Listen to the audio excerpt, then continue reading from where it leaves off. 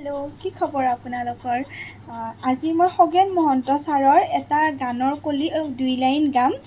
কাৰণ কিয় জানেনে, এই এজোপা ফুলৰ ওপৰত খগেন মহন্ত ছাৰে এটা বহুত ধুনীয়া গান গাই থৈ দিছে। আৰু এই ফুলজোপা এতিয়া গোটেই প্ৰকৃতিখন বহুত ধুনীয়াকৈ সজাই তুলিছে। মানে আপোনাৰ ৰাধাচূড়া কৃষ্ণচূড়াৰ লগতে এই ফুলজোপায়ো বহুত ধুনীয়া এটা প্ৰকৃতিৰ ৰূপ সজাই তুলিছে।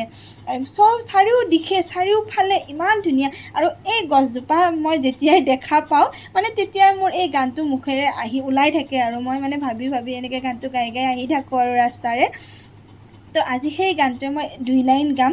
মই গান গাব নাজানো, ছাৰৰ সুৰ মই একদম মানে তুলিব নাজানো, মই সুৰ উঠাব নাজানো, তথাপিতো মই দুই লাইন গাম আৰু গানটো কেনেকুৱা হৈছে ক'ব আপোনালোকে দেই।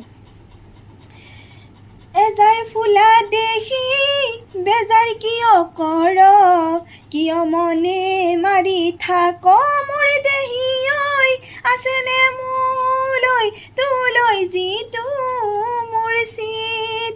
এজাৰ ফুলা দেখি বেজাৰ কিয় কৰ, কিয় মনে মাৰি থাক মোৰ দেহি ঐ, আছেনে মোলৈ তোলৈ যিটো মোৰ চিত।